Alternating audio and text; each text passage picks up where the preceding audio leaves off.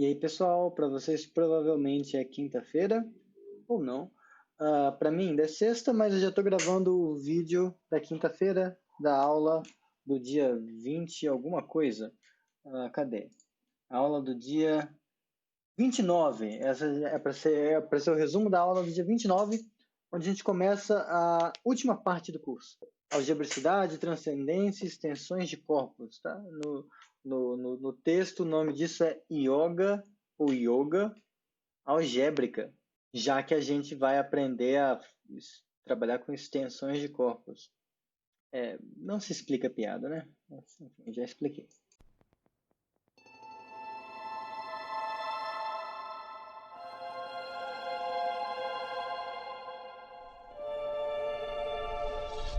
Bom, a ideia do que é uma extensão de corpos é bastante simples. Você tem dois corpos, um corpo L e um corpo K. Você diz que o L estende K, ou então que L é uma extensão do corpo K, o que a gente denota assim, L com essa barrinha aqui. Deixa eu arrumar aqui. Assim, a gente denota dessa forma.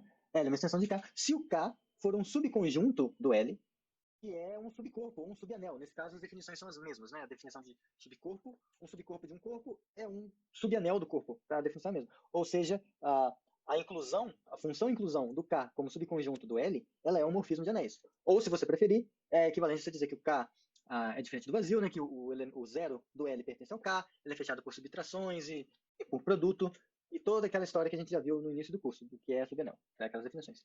Exemplos, a gente já conhece. O mais canônico, em certo sentido, são esses aqui, né? Ó. Quando você tem os racionais, perdão, que são um subcorpo de R, e R, que é um subcorpo complexo. Mas também tem outras situações. Por exemplo, se você pega um corpo K qualquer, esse corpo ele está contido no anel de polinômios em uma indeterminada com coeficiente K, mas esse K de X não é um corpo, ele é um domínio. É isso aqui. Aí você tem você tem um corpo que contém escala. Então tá aí mais um exemplo de extensão de corpo.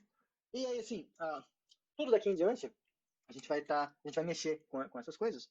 Mas o que eu queria perguntar para essa aula é mais o porquê alguém se interessaria em estudar extensões de corpos em álgebra. Assim, o que de útil pode ter nisso para o próprio algebrista, né? Já que a gente tem aquele estereótipo já que a gente tem aquele estereótipo de que o algebrista ele se importa com teoria de números, polinômios, raízes, qual que é a relação então de extensões de corpos com isso, né? É surpreendente aqui, ó.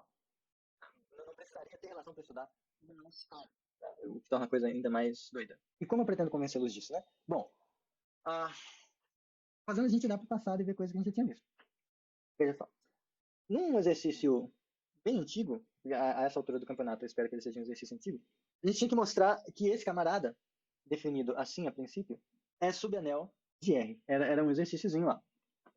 E aí um dos jeitos de mostrar, você tem dois jeitos, você poderia fazer no braço, mostrar que satisfaz as condições de ser um subanel, ou poderia fazer isso de modo indireto, com um morfismo de anéis, mostrando que isso é a imagem de um morfismo esperto e tal. Acontece que, na verdade, esse negócio é um subcorpo. Tá? Então, isso aqui é um corpo. Então, em outras palavras, a gente tem essa extensão aqui. Ó. R estende esse Q raiz de 2. A gente tem uma extensão de corpos. E a pergunta seria, ué, mas então como mostrar que esse Q raiz de 2 é um corpo, né? Bom, ele já é um subanel. Como R é um domínio, em particular é um domínio, você já é quase um corpo. Você só precisa mostrar, na verdade, qualquer cara não nulo tem inverso multiplicativo. Isso. Seria um modo de mostrar que ele é um corpo no braço. Poderia fazer, né? Você pega e, por exemplo, a gente sabe que o inverso multiplicativo dessa coisa, de um A mais B raiz de 2, existe em R. A gente vai mostrar que esse inverso mora aqui, na verdade. Então a gente dá um jeito de escrever isso nesse formato. Aí, para isso, você faz aquele truque, né? De multiplicar por A menos B raiz de 2, A menos B raiz de 2, para meio que tirar essa raiz aqui. E quando você fizer isso, aqui vai ter termos em raiz de 2, aqui vai ter só termos inteiros embaixo, né? E aí você brinca com isso, vai redistribuindo as coisas todas, até você ficar com uma coisa nesse formato. Algum negócio que pertence aos racionais, mais alguma outra coisa que pertence aos racionais, vezes raiz de 2. E aí você mostrou que o inverso multiplicativo do A mais B raiz de 2 é, de fato, alguém que mora aqui. Ele é um corpo. Mas isso é um jeito muito, como eu posso dizer, provinciano. É um jeito muito provinciano de provar isso, tá? Porque a gente está indo muito com a mão na massa, a gente está sujando as mãos para fazer isso. E tem um modo mais qualitativo de perceber que isso acontece. Que é qual? Ó, se a gente... Mas cadê? Se a gente olha o Q raiz de 2 como imagem de φ, onde quem é φ, né? Onde φ é o morfismo que sai do anel de polinômios em um determinado coeficiente nos racionais, e vai para R e pega um polinômio e avalia em f de raiz de 2, o morfismo de avaliação. Então, isso aqui é um dos morfismos que garante isso para você. Nota que quando você faz Q de x porcentado pelo núcleo de φ, isso aqui é, então, isomorfo à imagem de φ, pelo teorema do isomorfismo, mas isso é exatamente o Q raiz de 2. Agora, vamos com calma, porque aqui a gente usa vários resultados de uma vez. Q é corpo. Então, o Q de x é de π. Tá? Eu falei que quando a gente estava estudando domínios de ideias principais, que eles vão ser muito importantes na parte final do curso, por causa disso. Porque toda hora a gente vai estar com um K de x para um K corpo. E toda hora a gente vai usar esse tipo de raciocínio. Bom, agora, como esse ideal aqui, quando você quocientou o Q de x por ele, está dando um domínio, né? Porque isso aqui está contido, portanto é um domínio, esse cara aqui é primo. Então, outra informação, o núcleo de φ é ideal primo. Só que ele é um ideal primo que é diferente de zero, porque você tem um polinômio não nulo que mora aqui dentro. Vou pegar o primeiro que vem na cabeça, x ao quadrado menos 2. Ele é um polinômio diferente de zero que mora no núcleo. Então, esse cara é um ideal primo que não é zero. Agora, de novo, como esse cara é um domínio de ideias principais, num domínio de ideias principais, eu vou até dar o print aqui para vocês verem que eu não estou mentindo. Aqui, ó, a gente tinha visto essa proposição aqui, já está nas notas de aula. Se você tem um domínio e o ideal... Cadê? Você tem um domínio e um ideal principal... Se o ideal principal é primo, então ele é maximal entre os ideais principais. Então, se em particular você está num DIP, onde todo o ideal é principal, você tem a garantia de que os seus ideais primos não nulos serão ideais maximais, tá? Porque aqui a gente está supondo que ele também é não nulo. Portanto, esse ideal aqui, ele é um ideal maximal. Sendo um ideal maximal, esse quociente aqui é um corpo. Mas sendo isomorfo aqui raiz de 2, então aqui raiz de 2 é um corpo. Só que não só isso, tá? Não é assim. Você pode fazer as propagandas de produto, né? Mas não desligue ainda. Você ainda vai concorrer a não sei o quê. Esse núcleo aqui, na verdade, ele é gerado por esse cara, tá? Então, o ideal gerado pelo polinômio x ao quadrado menos 2 é exatamente o núcleo desse morfismo aqui de avaliação. Aí o que eu quero chamar a atenção de vocês é o seguinte. Vejam só. Aqui, em certo sentido, tem um 2 escondido. Aqui tem um 2 aparecendo nesse polinômio. Se, além disso, a gente parar para observar como são os elementos do Q raiz de 2 segundo a definição original, a gente olha a definição aqui, nota que é como se ele tivesse duas coordenadas, né? Tem essa primeira coordenada aqui e essa outra coordenada. Se a gente pensar nisso como um espaço vetorial, só que com coeficientes nos racionais, que é um corpo, você está dizendo que isso é possivelmente um espaço vetorial de dimensão 2. Olha o 2 aparecendo de novo. Bom, então, tem um montão de coisa que parece coincidência, mas que na verdade não é. Tá? Se por exemplo, eu vou e pego esse cara aqui, ó, eu vou e defino para vocês Q raiz cúbica de 2, como sendo os caras da forma A mais B raiz cúbica de 2, mais C raiz cúbica de 2 ao quadrado. Tá? Eu vou e defino esse cara dessa forma, com A, B e C pertencentes aos racionais. Só peço para me mostrarem que isso é um subanel. De novo, a mesma coisa que fez antes vai funcionar aqui, embora agora vai ser um pouco mais difícil você usar aquele outro argumento mais numérico. Se você fizer assim, vai ser mais fácil mostrar que é subanel. E não só isso, você vai chegar à conclusão de que esse cara é um subcorpo, porque quando você fizer esse negócio aqui, vai ter como núcleo esse negócio aqui, x ao cubo menos 2. E pelo mesmo argumento de antes, isso vai ser um ideal maximal. Então, quando você quocienta, tem que dar um corpo, mas então a imagem desse cara, que é a imagem desse morfismo psi, digamos, vai ter que ser um corpo também. Agora, vejam, tem um 3 aparecendo aqui. Aqui você tem 3 graus de liberdade, em certo sentido. O grau desse polinômio é 3. Muitas coincidências acontecendo. Então, de certa forma, a gente é meio que capaz de usar extensões de corpos. A gente consegue pegar um corpo e meio que estender ele de modo a entender como funcionam os polinômios desse corpo, e mais do que isso. Isso tem relação com as raízes daquele polinômio, de certa forma. Isso é uma coisa muito sutil, é bastante delicado, porque é o começo da teoria de Galois. Tá? Então, assim, eu vou fazer como a gente vai entrar em teoria de Galois, mas eu pretendo fazer com um pouco de cuidado essas coisas. Mas a motivação é essa, porque a gente tem coisas acontecendo, tá? Que elas estão relacionadas. O fato da imagem desse cara ser um corpo, da imagem desse morfismo ser um corpo, isso diz algo sobre as raízes do núcleo, sabe? Tem muita coisa conectada aí, e que nessa parte final do curso a gente vai revelar quais são essas conexões, tá bom? Só para mostrar uma situação onde isso não acontece, isso que a gente está fazendo aqui, suponha que um certo gama que a gente pegou dos números reais não seja raiz de polinômios em Q de x. Então, o que eu quero dizer com isso? Que se qualquer polinômio que você pegar com coeficientes racionais, se você trocar o x por gama, não vai dar zero. Tá?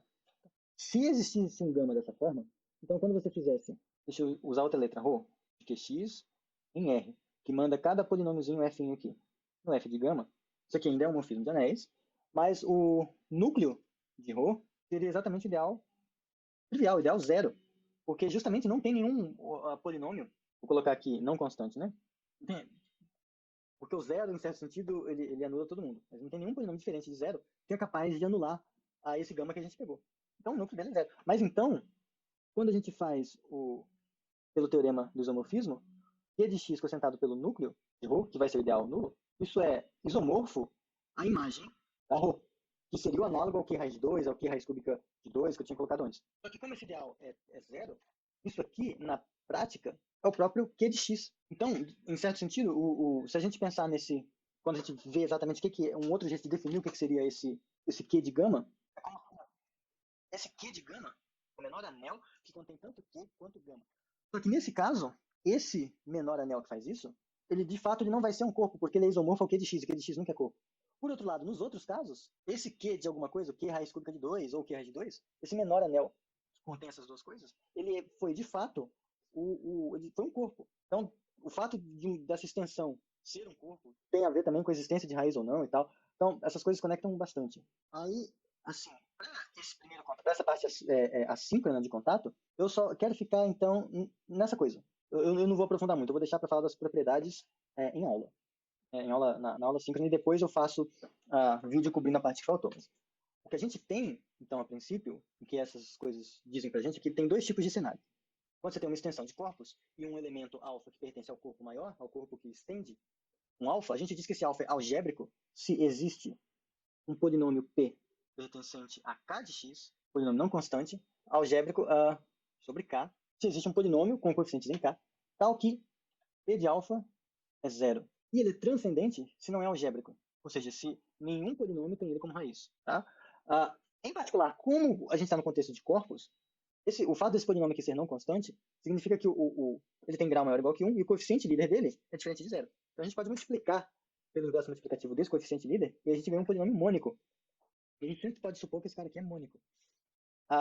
Se a gente trabalhar com uma coisa que chama extensões de anéis, você não tem essa garantia de que se o cara é anulado por um polinômio, então você consegue um polinômio mônico que o anula. Você não tem mais essa garantia. E aí você acaba tendo uma outra definição, que é a definição de elemento integral. Tá? No contexto de corpos, essas duas coisas coincidem. Mas no contexto de anéis, você fala das extensões integrais. Tá? Que você falar de extensões algébricas no contexto de anéis não funciona porque você precisa ter homônico. E aí surge essa pequena distinção. Tá? Mas então, só para continuar aqui, então, se todo alfa que pertence a L é algébrico sobre K, então a gente diz que a extensão L sobre K é algébrica. Se por outro lado a extensão tiver algum elemento transcendente, a extensão é transcendente. Ou transcendental, tá variando gosto. Então, vejamos alguns exemplos, né? Nessa extensão aqui, ó, que a gente tinha visto, cadê? Q raiz de 2, a extensão que estende Q. É uma extensão onde raiz de 2 é algébrico sobre o Q. O Q raiz cúbica de 2 é uma extensão onde esse elemento aqui, o raiz cúbica de 2, também é algébrico sobre Q. Eu só vou escrever assim, algébrico sobre Q, algébrico sobre Q. Agora, se aquele gama que eu falei existir, então aquele gama seria um elemento transcendente do R sobre Q. Então isso diria que essa extensão aqui é a extensão transcendente, porque ela tem pelo menos um elemento transcendente. O problema é que, assim, em geral, a gente não importa muito. Tem um elemento algébrico, tem outro elemento algébrico. O que a gente gosta mesmo de quando a extensão toda é algébrica, todo elemento é algébrico. Aqui, a princípio, até agora, o que a gente sabe é que o raiz de 2 é algébrico sobre o quê? E é um cara que mora aqui. O raiz cúbica de 2, que mora aqui, é algébrico sobre esse cara, porque tem um polinômio aqui que zera ele. Mas como que a gente faz para saber que uma extensão é um problema simples para a gente? Porque a gente não tem que fazer conta, não tem que fazer muito argumento, e ia ser prático. A gente gosta de coisa prática. Isso a gente vai ver depois. Ou na parte síncrona da aula, ou se não der tempo, na próxima aula. Mas eu não vou abordar isso aqui. A gente vai ver bastante conceito novo. O que eu quero convencer vocês é que, de fato, aquele gama existe. Tá? Eu só quero convencer vocês disso. Porque, assim, vamos olhar de novo a definição do que é ser transcendente e do que é ser algébrico. Imagina que você então você pegou um número real. Então, imagina que você vai trabalhar com extensão R sobre Q. Peguei R sobre Q.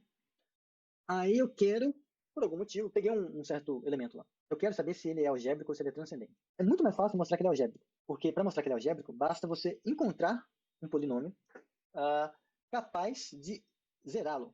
Então, em certo sentido, às vezes você pode ter um palpite razoável e, caramba, acertei. Sei lá, você testou 1000 polinômios e no 1001 você conseguiu zerar aquele elemento que você pegou. Caramba, sucesso. É ótimo, porque tem infinitos polinômios, né? Então, você testou só finitos, tá bacana. Agora, para mostrar que alguém que alguém é transcendente, que um certo elemento é transcendente, você tem que mostrar que nenhum polinômio zera ele. É bem pior, porque você tem que mostrar para todos os polinômios possíveis que nenhum deles se anula naquele caso. Existem números reais famosos que são transcendentes. Pi é transcendente. O número de Euler é transcendente. Tem uns vários outros aí que são. Mas, em geral, vocês podem procurar a prova depois. Nenhuma prova, em geral, não tem prova simples de que um certo elemento que você pega, ele é transcendente. Porém, existe um jeito bastante simples, hoje em dia, mas na época foi fenomenal, de mostrar que existem elementos transcendentes. Para garantir que essa extensão ela não é algébrica, ela é transcendente. E é um jeito que você praticamente não faz conta, você só precisa pensar um pouco com a noção de cardinalidade. Eu só vou dar uma ideia aqui disso. Foi meio que. Isso foi uma das coisas que ajudou a vender o peixe da teoria dos conjuntos quando ela estava começando. Mas assim. Então, pausa, né? Pausa dramática para a história. Ou pausa dramática para transcendermos. Enfim. Primeiro, quando a gente está num contexto mais formal, para a gente falar de. A gente vai fazer um argumento que usa cardinalidade. Então, o que é cardinalidade, né? Duas coisas têm a mesma cardinalidade, eles têm os mesmos elementos. Então, você pega. Deixa eu ficar um pouco maior aqui. Você tem lá 3 menor do que 5. Tá, com 3 e 5. Você sabe que 3 é menor do que 5. Como que você faz isso, né? Você tem aqui o 3, aqui você tem o 5. Secretamente, o que a sua mente faz, ela faz uma correspondência entre esses caras aqui, e sobrou esses outros. Você conseguiu uma função injetora que não era sobrejetora. Quando você percebe, para você dizer que as cardinalidades são iguais, é a situação onde você consegue montar uma bijeção. Então, no contexto geral de um conjunto que escreve-se assim, né? Cardinalidade de A igual a cardinalidade de B. Há quem prefira escrever assim. Nenhum texto de teoria dos conjuntos escreve assim. Então, eu acho um desrespeito com a área escrever assim, tá? Então, aqui nesse contexto, essas barrinhas não são valor absoluto, nem norma, nem módulo, é cardinalidade, tá? Dados os conjuntos A e B. Existe a mesma cardinalidade, essencialmente C, existe uma bijeção do A para o B. Então é isso. E daí, por que eu tô falando isso? Porque, eles estão em bijeção com os inteiros, tá? Por exemplo, você pode mandar os números pares nos positivos, os números naturais pares você manda nos inteiros positivos. E aí os números naturais ímpares você manda nos inteiros negativos. Pronto, consegui uma bijeção. Acontece que esse cara aqui também está em bijeção com os racionais. Tá? Como que você faz isso, né? Você pega, por exemplo, os inteiros positivos e vai andando, escreve os racionais numa tabela infinita, né? E aí você vai percorrendo eles em zigue-zague, usando os índices dos inteiros positivos. E aí você percorre os racionais positivos. Com os inteiros negativos, você percorre os racionais negativos. E pronto, você consegue uma bijeção aí. Eu não vou dar detalhes. Mas acontece que a cardinalidade dos racionais, que é a mesma do Z, que é a mesma dos naturais, ela é menor que a cardinalidade da reta real. R não admite uma função sobrejetora do Q no R. Então, em particular, não tem como você ter uma função bijetora entre os dois. Quem quiser saber sobre isso, fica com a diagonal de Cantor. E daí? Por que eu estou falando isso tudo? Pelo seguinte, porque se você olha os racionais, como eles têm a mesma cardinalidade dos números naturais, e se você parar para pensar no tipo do argumento que a gente fez, de fazer um zigue-zague, aquela coisa toda assim, você vai chegar, depois de alguma reflexão e talvez procurar no Google, você vai chegar à conclusão de que a cardinalidade dos racionais é igual à cardinalidade dos racionais cartesiano-racionais, que é igual à cardinalidade dos racionais cartesiano-racionais, que é igual à cardinalidade do racionais elevado a n, que é o produto cartesiano de n cópias de q n vezes. Bom, em particular disso, se a gente parar para pensar agora nos polinômios, eles estão indexados em coisas dessa forma. Então, o que eu quero dizer com isso, deixar vocês pensarem um pouco, mas existem tantos números naturais quanto polinômios com coeficientes racionais. Eles estão em bijeção. Você consegue montar uma bijeção, porque você faz uma bijeção para outro, um para outro, um para outro, do n para o z, do z para o q, e vai usando essas coisas aqui, dá para montar uma bijeção entre esses caras. Então, há tantos polinômios com coeficientes racionais quanto números naturais. Eles têm o mesmo tamanho. Só que cada polinômio tem, no máximo, finitas raízes. Então, no final das contas, sendo elas racionais ou não, no final das contas, existe no máximo existem tantos números reais que são raízes de polinômios racionais quanto números racionais. Então, você só tem aqui. Então, se você escrever assim, ó, se você escrever R como sendo a união dos caras que são algébricos, união com os caras que são transcendentes, que é o complementar, né? Então, aqui tem tanta gente quanto dentro dos racionais. Então, tem pouca gente aqui. Se aqui fosse vazio, a reta teria o mesmo tamanho dos racionais. Então, não é possível que isso aqui seja vazio. Não tem como isso aqui ser vazio, porque se fosse vazio, a reta teria o mesmo tamanho, teria a mesma cardinalidade que os racionais. Não rola. E mais do que isso, se aqui tivessem, sei lá, só enumeráveis, ou quer dizer, tantos números transcendentes quanto números algébricos, a gente ia também chegar à conclusão de que tem o mesmo tamanho dos racionais, que também não acontece. Então, a verdade é que aqui tem muito mais gente do que aqui. Então, existem muito mais números transcendentes na reta real do que números algébricos. Apesar disso, é muito difícil pegar um cara e falar, você é transcendente. Isso é muito difícil.